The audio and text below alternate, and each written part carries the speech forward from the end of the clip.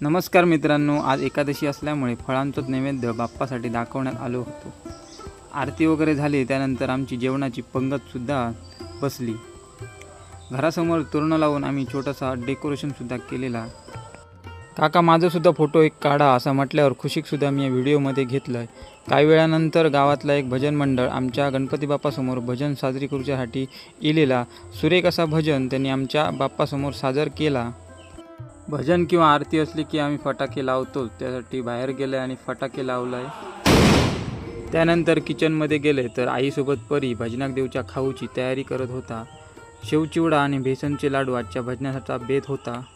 वाडीतली मंडळी इली तशी आमच्या बाप्पाची आरती करून घेतली। असेच नवीन नवीन व्हिडिओ तुमका बघूचे असतील तर चॅनलला सबस्क्राईब करून ठेवा। भेटूया नवीन एका व्हिडिओमध्ये।